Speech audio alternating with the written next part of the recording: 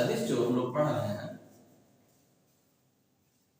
उसमें कुछ चीजें ऐसी भी हैं जैसे लगता है कि क्लास 9th की चीजें हैं या क्लास 10th की चीजें हैं, है ना। जैसे ये आपका देखिए, जो आज मैंने पहला कंटेंट उठाया है, जो पहला क्वेश्चन मैंने उठाया है, देखो इस टाइप का फार्मूला आप लोग देख चुके हो।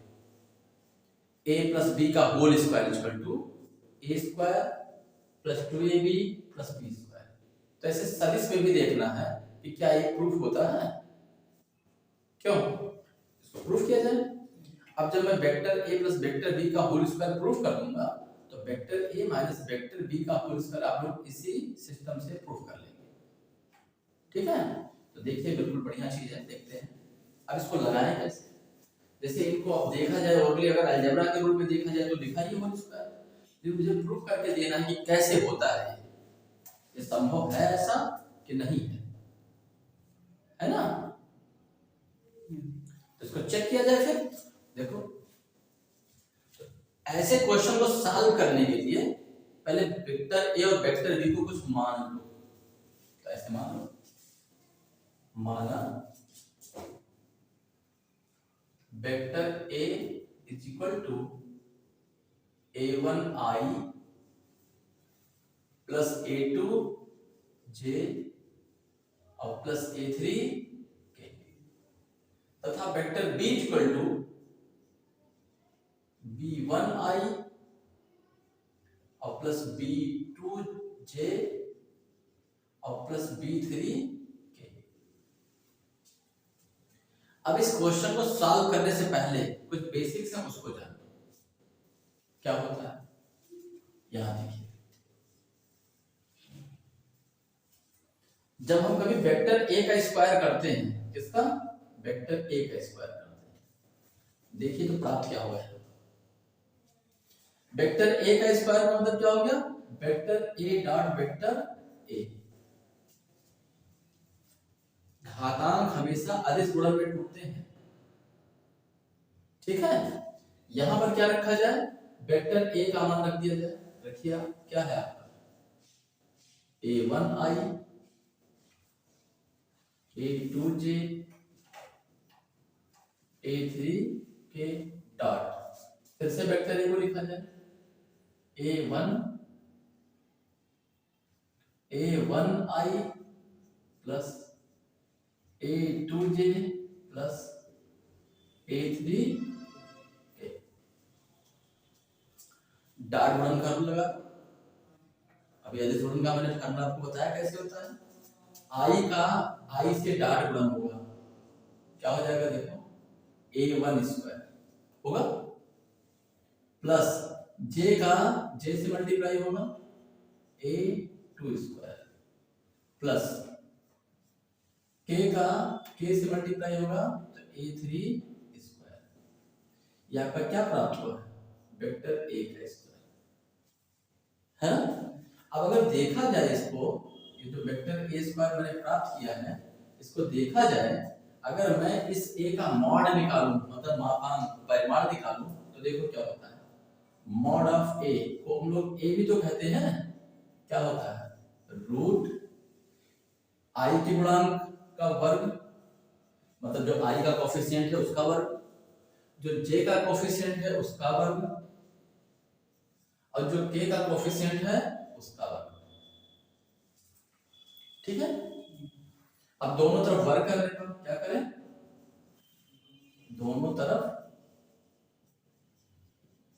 वर्ग करने पर, तो इसका मैं जब a स्क्वायर करूंगा तो इसका रूट हट जाएगा, है ना। क्या हो जाएगा, इसका रूट हट जाएगा। तो यहां पर प्रूफ होके क्या मुझे मिल रहा है, इसकी वैल्यू a स्क्वायर है, यहां पर रख दो। वेक्टर a का स्क्वायर जो है वो a स्क्वायर प्राप्त हो रहा है। मतलब जब हम किसी सदिश का वर्ग करते हैं तो वो अपने परिमाण का वर्ग प्राप्त होता है। जब आप किसी सदिश का वर्ग करोगे तो वो अपने ही परिमाण मतलब मापांक का वर्ग प्राप्त होगा। ऐसे ही अगर आप वेक्टर b का स्क्वायर करोगे तो यहां b स्क्वायर प्राप्त होगा। ठीक है, और चाहो तो उसको भी प्रूव कर दें। चलिए देखिए, since vector B square equal to क्या होगा, vector B dot vector C. आप वेक्टर बी की वैल्यू रख लो यहाँ, b1i प्लस b2j और प्लस b3k डॉट पुनः लिख दिया जाए, b1i प्लस b2j और प्लस b3k डॉट मल्टीप्लाई कर दो यहाँ, i को i से डॉट गुणा करो, b1 स्क्वायर, j का j से करो, b2 स्क्वायर, k का k से करो, b3 स्क्वायर। ये क्या प्राप्त हो मुझे, वेक्टर b का स्क्वायर। ध्यान दो, since mod of vector b equal to b भी बोल सकते हैं, रूट यहां से निकालो, क्या होता है b1 स्क्वायर, b2 स्क्वायर और प्लस b3 स्क्वायर होगा। दोनों तरफ वर्ग करने पर क्या करने पर, दोनों तरफ वर्ग करने पर क्या मिलेगा, b स्क्वायर बराबर b1 square plus b2 square और प्लस b3 स्क्वायर। ये देखिए किसकी वैल्यू है, वेक्टर b स्क्वायर। तो यहाँ क्या है, b square equal to vector b square. मतलब क्या होता है, किसी भी सदिश का अगर वर्ग किया जाए तो अपने ही मापांक का वर्ग होता है, ठीक है। तो इन्हीं का यूज यहाँ होना है, मतलब जब मैं इसका कैलकुलेशन करूंगा तो ये सब करना पड़ेगा वहां पर आपको। तो अगर मैंने कर ही दिया है तो समझ लो कैलकुलेशन ही हो रहा है। तो एक कहानी और है, देखिए a डॉट b, तो वो भी निकालना है ना, since vector a dot vector b equal to क्या होगा, आप वेक्टर a को रख दो यहाँ, a1i a2j a3k dot vector b b1i b2j और प्लस b3k डॉट मल्टीप्लाई कर दो, क्या होगा, i का i से a1 b1, j का j से a2 b2, k का k से a3 b3। ये हमको क्या प्राप्त हो, vector a dot vector b। ये तो हुआ। चलिए अब हम लोग कैलकुलेशन में आते हैं। यहाँ पर देखो मुझे इतना इज इक्वल टू इतना प्रूफ करना है, तो मैं LHS ले रहा हूँ उसका, क्या ले रहा हूँ, LHS। क्या है यहाँ पर, vector a plus vector b का होल स्क्वायर। अब यहाँ पर आप वेक्टर a की वैल्यू रख दो, वेक्टर a की वैल्यू क्या है, देखो a1i है ना, plus a2j plus a3k plus vector b की वैल्यू b1i, यहां से देख लो वेक्टर b की वैल्यू रख दो यहाँ पर, b2j और प्लस b3k का होल स्क्वायर। फिर क्या करना है, देखो यहाँ पर भी है i और i को इकट्ठा कर लो, मतलब कॉमन कर लो, तो क्या हो जाएगा a1 प्लस b1i, कोई दिक्कत तो नहीं ना। अब आप j और j को इकट्ठा कर लो, plus a2 plus b2 j, फिर k को k के साथ कर लो, a3 प्लस b3 k का होल स्क्वायर। अभी मैंने आपसे बताया है कि जब सदिश के स्क्वायर को घातांक से तोड़ेंगे तो डॉट गुणा होगा, डॉट मल्टीप्लिकेशन होगा। ऐसे यहां पर भी तो स्क्वायर है, इनको तोड़ दो, a1 plus b1i a2 plus b2j a3 plus b3k dot एक और लिख दो, a1 plus b1i plus A2 plus B2J plus A3 plus B3। अब यहाँ डॉट मल्टीप्लाई कर दो किसका, I को I से, तो क्या हो जाएगा देखो, A1 प्लस B1 का होल स्क्वायर, J का मल्टीप्लाई J से A2 प्लस B2 का होल स्क्वायर प्लस K को K से A3 प्लस B3 का होल स्क्वायर कर दो, A1 स्क्वायर B1 स्क्वायर और प्लस 2A1 B1, ये फार्मूला मुझे आता है अलजेब्रिक रूप से, यहाँ पर भी अलजेब्रिक है, A2 स्क्वायर B2 स्क्वायर और प्लस 2A2 B2 प्लस इनका भी कर दो, A3 square plus B3 square और प्लस 2A3 B3। अब A वाले को एक साथ लिख दो, A1 square A2 square A3 square, है ना। यहाँ देखो 2 कॉमन है, कॉमन कर लो, A1 B1, यहाँ देखो A2 B2, यहाँ देखो A3 B3 प्लस अब B वाले को इकट्ठा कर दो, B1 स्क्वायर B2 स्क्वायर और क्या है देखो B3 स्क्वायर। आप देखो ये किसकी वैल्यू होगी, मैंने प्रूफ किया, ये है ना, देखो A स्क्वायर की वैल्यू है और A स्क्वायर को हम वेक्टर देते स्क्वायर कहते हैं, तो यहाँ मैं क्या लिख दूं A स्क्वायर। ये देखो किसकी वैल्यू है, तो यहाँ क्या लिखते हैं हम, vector A dot vector B और प्लस देखो ये किसकी वैल्यू है ना, देखो इसी का तो है, माने B स्क्वायर का भी तो है, इसको मैं क्या लिख दूं B स्क्वायर। तो अब इसको मैं क्या लिख सकता हूं, वेक्टर A का square plus 2 vector A dot vector B और प्लस वेक्टर B का स्क्वायर, ये किसका आया है, vector A plus vector B का होल स्क्वायर। मतलब क्या हो गया कि इस फार्मूले के डेरिवेशन करने के लिए इनको भी मुझे इसमें सबमिट करना पड़ेगा, इनको भी यहाँ पर सबमिट करना पड़ेगा और A डॉट B की वैल्यू को भी सबमिट करना पड़ेगा, मतलब यहाँ से लेकर ये पूरा कैलकुलेशन करोगे तभी प्रूफ होगा। क्लियर, कोई दिक्कत तो नहीं ना।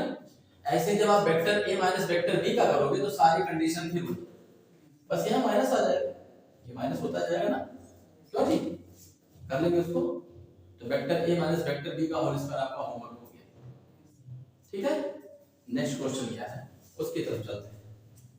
अब हम लोग इस क्वेश्चन को देखते हैं, इसने बोला है कि यदि सदिशों वेक्टर A तथा वेक्टर B का जो परिमाण है क्रमशः A और B है तो ये सिद्ध करिए, ठीक है। अभी देखो इसको मैंने इरेज नहीं किया है, मतलब इसको मैं यूज करूंगा, है ना। तो क्या है देखो इसका LHS लो,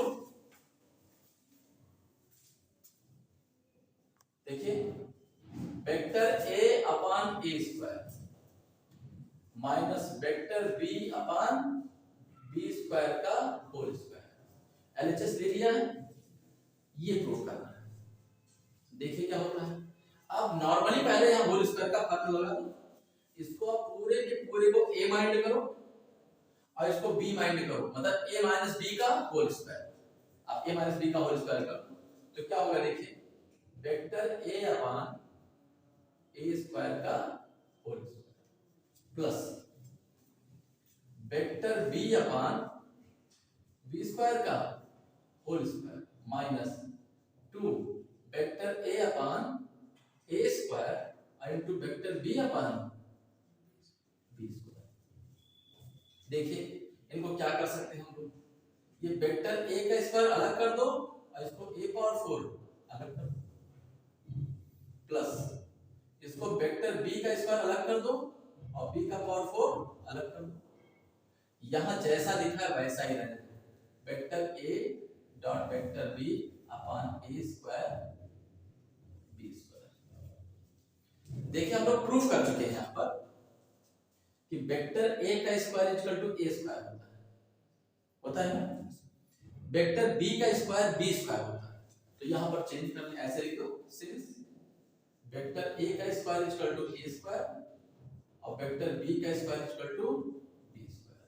ध्यान रख दो आप, A square upon A power 4, यहां क्या लिखते हैं, B square upon B power 4 minus 2, यहां पर कुछ भी चेंज करने की जरूरत नहीं है।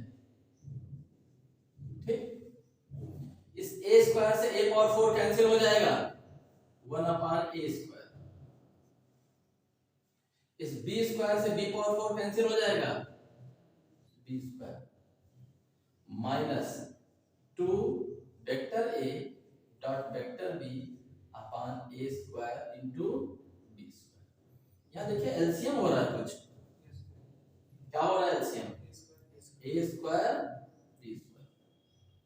यहां पर क्या आएगा, बी स्क्वायर, यहां क्या आएगा, ए स्क्वायर, यहां क्या आएगा, वेक्टर ए डॉट वेक्टर। अब जो मुझे प्रूफ करना है उसके अनुसार चेंज कर। देखिए यहां मुझे क्या लाना है, vector A minus vector B का होल स्क्वायर। तो इस ए स्क्वायर बी स्क्वायर को फिर इसी फार्मूले से चेंज कर दूं कि A square equal to vector A का स्क्वायर होता है। तो यहां मैं क्या लिख दूं, vector A square, B square किसके इक्वल होता है, वेक्टर बी स्क्वायर, है ना। तो यहां वेक्टर बी स्क्वायर लिख दो और minus 2 vector A dot vector B upon, नीचे देखो वेक्टर में नहीं आ रहा है इसलिए इनको वेक्टर में बदलने की जरूरत नहीं है, इनको ऐसे ही रहने दो, ए स्क्वायर बी स्क्वायर। ऊपर देखो लिखा A square plus B square minus 2a, क्या हो जाएगा, vector A minus vector B का होल स्क्वायर अपॉन ये क्या हो जाएगा, ए बी का होल स्क्वायर। तो इनको ए के स्क्वायर में लिख दो, क्या, vector A minus vector B upon A B का होल स्क्वायर। क्या प्रूफ करना था, vector A upon A square minus vector B upon B square का होल स्क्वायर। ये आपका कैलकुलेशन हो गया। मतलब क्या हुआ, इस क्वेश्चन को इसलिए मैंने उठाया कि मुझे यहाँ पर ये जानना बहुत जरूरी था कि किसी भी सदिश का वर्ग वो अपने परिमाण के वर्ग के बराबर होता है। इसी को प्रूव करने के चक्कर में मैंने इसको भी उठाया और vector A plus vector B का होल स्क्वायर उठाया। तो मतलब इसको हमेशा फार्मूले के तौर पे याद रखना है कि जब भी हम किसी सदिश का वर्ग करेंगे तो वो अपने परिमाण के वर्ग के बराबर होगा। ठीक है, ठीक। नेक्स्ट इनको भी देखो क्या करना है, इस क्वेश्चन में बोला क्या है, पहले उसको देखो फिर प्रूव किया जाए। उसने कहा कि यदि ए बी और सी ये तीनों इकाई सदिश है, इकाई सदिश मतलब यूनिट वेक्टर है, इनका जो परिमाण होगा वो एक होगा। सदिश इस प्रकार है कि vector A plus vector B plus vector C equal to 0 हो तो सिद्ध करो इतना, A dot B plus B dot C plus C dot A is equal to -3/2। इनको मुझे प्रूव करना है। ठीक है, तो कैसे करेंगे देखिए, अकॉर्डिंग टू क्वेश्चन माने प्रश्नानुसार क्या बोला है कि जो ए है और बी है और सी है ये तीनों इकाई सदिश हैं। इकाई सदिश मतलब तीनों का मापांक एक है। जब तीनों एक हैं तो mod of A mod of B mod of C तीनों की वैल्यू जब एक है तो तीनों इक्वल होगा। ठीक है, फिर क्या बोला है, since vector A plus vector B plus vector C equal to 0, question ही खुद बोला है, तो इनको यूज करके इनको प्रूफ किया जाए। तो क्या करें, इनका दोनों तरफ वर्ग कर दो। क्या कर दें, दोनों तरफ वर्ग करने पर, दोनों तरफ वर्ग करने पर, है ना, वर्ग करिए तो इधर क्या हो जाएगा, vector A plus vector B plus vector C का होल स्क्वायर और इधर 0 का स्क्वायर। अब यहां पर आप a प्लस बी प्लस सी के होल स्क्वायर का फार्मूला लगा दो। क्या होता है, a square plus B square और plus C square plus 2ab plus 2bc plus 2ca is equal to 0 का स्क्वायर 0। अब देखो अभी हम लोग प्रूव कर चुके हैं सिंस वेक्टर ए का square is equal to mod of A square, prove कर चुके हो ना। वेक्टर बी का square mod of B square या ए स्क्वायर बी स्क्वायर, बात एक ही है ना। वेक्टर सी का square is equal to mod of C square मतलब सी स्क्वायर। तो इस वेक्टर ए स्क्वायर को मैं ए स्क्वायर लिख सकता हूं ना, या मॉड ऑफ ए स्क्वायर लिख सकता हूं ना।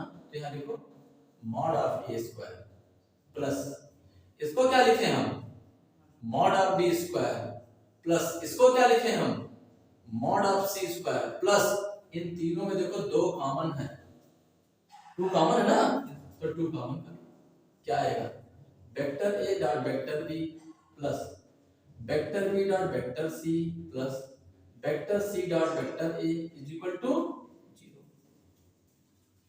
ये देखो इसका वैल्यू मुझे पता है कितना है 1, तो यहाँ 1 का स्क्वायर क्या हो जाएगा, यहाँ 1 का स्क्वायर, यहाँ 1 का स्क्वायर और प्लस जो लिखे हैं वैसे लिखो a dot B plus b dot C plus c dot a is equal to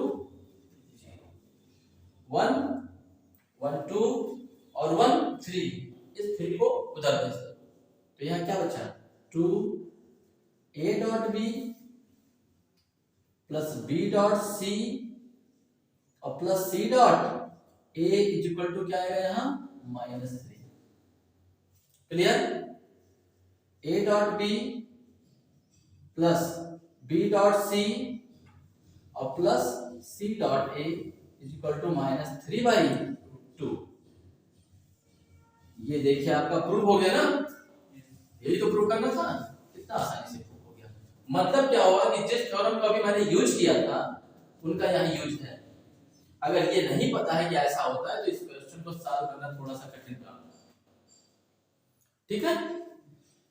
इसी पर्पस में नेक्स्ट क्वेश्चन और भी है जो इन्हीं से मिलता जुलता कुछ है, तो उसी क्रम में देखते हैं इस क्वेश्चन को, इसको भी देखा जाए। बढ़िया क्वेश्चन है, फर्स्ट क्लास है, बोर्ड परीक्षा में आने लायक है।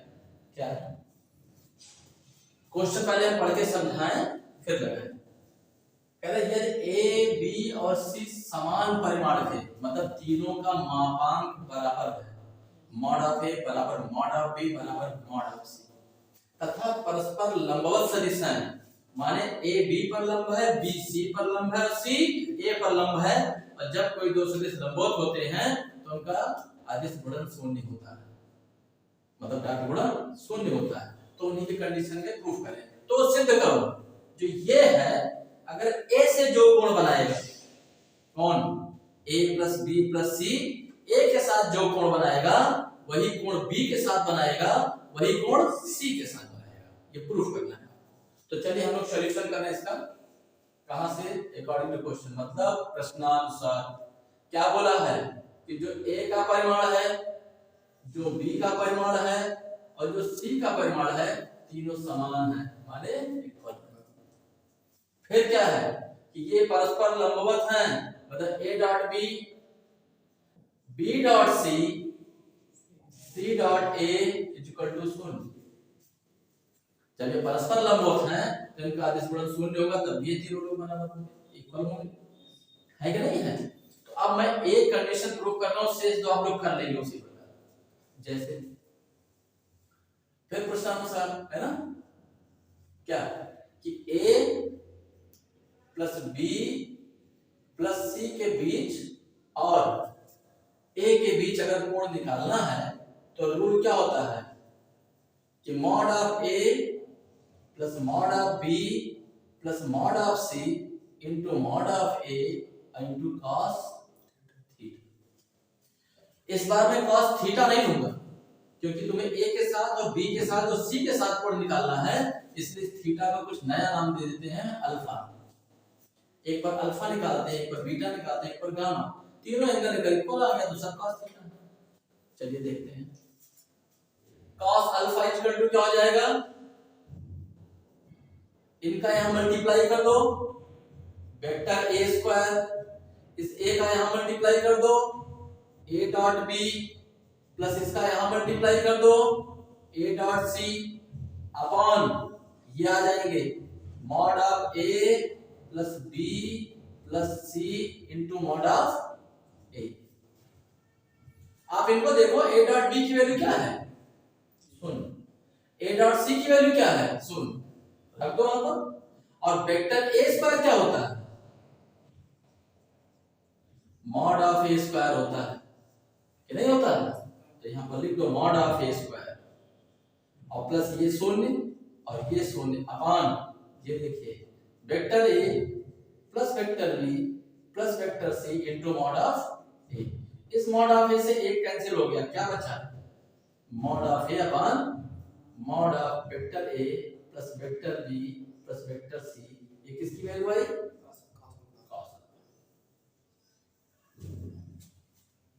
इसी प्रकार एक मैं और लगा रहा हूं, फिर आप लगा लेना। वेक्टर बी और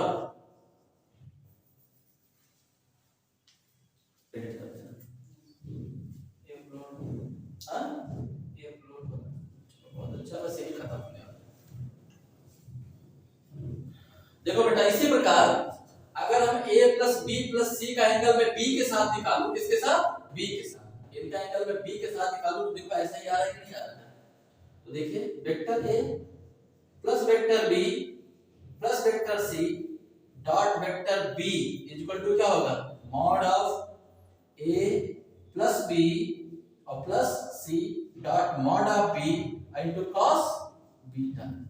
एंगल बदल दो, तो cos बीटा इक्वल टू क्या हो जाएगा, ये अपान में चला जाएगा। अब साथ ही साथ इनका मल्टीप्लाई भी कर दो, क्या होगा, a dot b plus vector b square. देखो यहाँ a डॉट b होगा और यहाँ वेक्टर b स्क्वायर, और इसका यहाँ मल्टीप्लाई होगा तो क्या हो जाएगा, vector b dot vector c upon ये आएंगे, क्या आएगा देखो, mod of vector a plus vector b plus vector c into mod of b।